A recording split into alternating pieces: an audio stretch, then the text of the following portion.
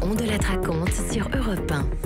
Benjamin Muller est une sorte de signe annonciateur de l'arrivée imminente de Frédéric Tadei. Quand il est là, l'autre n'est pas loin, il est juste derrière la vitre et il vous dira dans un instant quel est son programme ce soir. Benjamin, votre job dans l'équipe est d'écouter les radios et les télévisions et de venir nous faire tous les jours votre compte-rendu. C'est à vous. Beaucoup de réactions aujourd'hui suite au numéro des Inrocks. Avec Bertrand Cantat en couverture sur CNews ce matin, le journaliste Jérôme Béglé a défendu cette une pas choquante selon lui. Lorsque quelqu'un sort de prison, on dit toujours réhabilitation, réhabilitation, réhabilitation. Il faut qu'il retrouve une vie normale, il a payé sa dette à la société. Que faisait Monsieur Cantat avant cette tragédie? Il était chanteur dans un groupe. Il fait le métier qu'il exerce aujourd'hui, celui qu'il faisait il y a 15 ans, il y a 20 ans. Voilà, il était chanteur avant, il le reste, pas de problème, dit ce monsieur. En face de lui, l'animateur Pascal Praud a manqué de s'étouffer. Mais il n'a plus à l'exercer, ce métier. Au nom de quoi? Au nom de la décence. Mais non, c'est ça qui est incroyable. Au nom de la décence, qu'on ne le voit plus, qu'on ne l'entende plus. Mais c'est incroyable ce que vous dites. Moi, je lui veux pas sa mort, mais qu'on ne le voit plus. Ah oui, quand même. Alors, voilà pour le coup. J'ai présenté des émissions comme ça, mais je suis bien content de ne plus en présenter. C'est plus serein ici. Hein. Le café du commerce. Allez, un autre coup de gueule, mais vous allez voir moins café du commerce, signé Nadia Dame ce matin dans la petite matinale d'Europe 1. Alors, pour ceux qui en doutent, Maître Cantat en une d'un magazine avec pour sous-titre Ces états d'âme de repris de justice qui a du mal à trouver le sommeil, ça revient un peu à Maître Roman Polanski en une d'un magazine de compagnie aérienne pour ses difficultés à accumuler des miles depuis qu'il est recherché par Interpol pour une affaire de viol sur mineur. Et à les dernières réactions à cette couverture, la plus virulente, je pense celle de Raphaël Enthoven, là aussi sur Europe 1. Je trouve, à vrai dire, que c'est un peu tôt pour prendre la parole. En gros, tant que Marie Trintignant sera morte, tant qu'elle sera 6 pieds sous terre parce que son amant lui a ouvert le crâne avec ses poings baguets, il me semble que Bertrand Cantat devrait garder pour lui les détails, les petits plaisirs que la vie lui réserve. Voilà donc pour Raphaël Enthoven, pour Bertrand Cantat. Comme d'habitude, vous vous êtes aussi tapé tous les interviews politiques du jour. Ah, vous l'enviez ma vie, hein. Oui. Ah, je le sais, vous êtes jaloux. Ouais. Bon, vous vous souvenez de Michel Sapin quand il était ministre d'Hollande?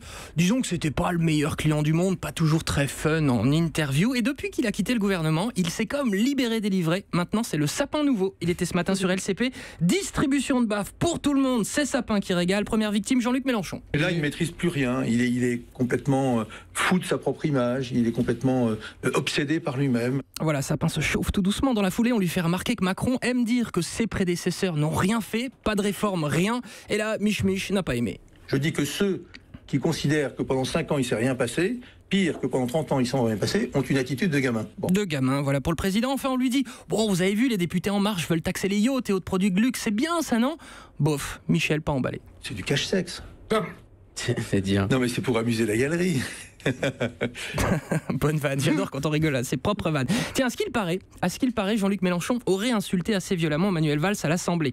Manuel Valls qui était ce matin chez Patrick Cohen, alors c'est vrai ou pas? À l'Assemblée nationale, Jean-Luc Mélenchon vous a-t-il traité de nazi? Je ne l'ai pas entendu, mais il l'a dit, selon différents témoins. Il y a des témoins? Oui, bien sûr. Bien sûr, mais devant moi, en revanche, il a proféré de nombreuses insultes. Dans le canard enchaîné, ordure, pauvre type, c'est ça? Voilà. Voilà, et la même interview maintenant, version Canteloup. Est-il vrai que Jean-Luc Mélenchon vous a traité de nazi? Et de pauvre type, d'encul, non. Est-il allé, Manuel Valls, jusqu'à vous dire que votre bouc était moche? Non. Bon, il faudra quand même me raser ça en 2017, on ne porte plus ce genre de choses. Voilà, c'est vrai qu'il y a un vrai sujet sur le book, mais cela ne nous regarde pas. Tiens, ce matin, sur CNews, Jean-Pierre Elkabbach a interviewé le ministre des Affaires étrangères espagnol. Vers 9h, la chaîne a rediffusé un bout de l'interview quand l'un des journalistes en plateau, qui pensait être hors antenne, s'est laissé aller à une petite imitation d'Elkabbach lui-même. On sent que les autres ne s'en sont pas remis. Est-ce que vous, en France, vous croyez qu'on pourrait organiser un référendum seulement en Bretagne pour que le Breton décide de l'avenir de la France? Non, c'est non. Non, c'est non. Non, c'est non. Hein. Et donc,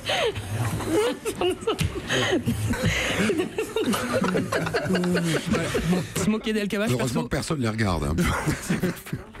Enfin, tout se perd dans ce pays, on en a une nouvelle preuve. Raconté dans Bonjour la France aujourd'hui par Bertrand Chameroy. Tout fout le camp, une tradition française de plus disparaît. Fini les déjeuners de 4 heures arrosés de grands crus entre deux débats dans l'hémicycle, puisqu'à la buvette de l'Assemblée, la consommation de vin et d'alcool fort a chuté de 50% depuis le mois de juillet. C'est énorme. C'est énorme, ça c'est les nouveaux députés, les En Marche, les jeunes, ils préfèrent boire du coca qu'un bon verre de pif. Tout se perd dans ce pays, ce que regrette le député Philippe Vigier, un vieux de la vieille de l'UDI. Il y a 300 nouveaux députés En Marche qui sont plus branchés sur les sodas. C'est dommage, ils vont découvrir peut-être les joies des terroirs de France. Voilà, Philippe Vigier avec William Galibert. Philippe Vigier qui n'est pas le seul à se plaindre de cet hygiénisme de nos élus. Le député républicain Philippe Gosselin en pense de même. C'est aussi un endroit où on se rabiboche. La boisson est un prétexte à s'asseoir autour de la table, à échanger. Enfin, c'est la vie, quoi. Mais oui, c'est la vie, quoi, de boire un coup. Dans quel monde on vit?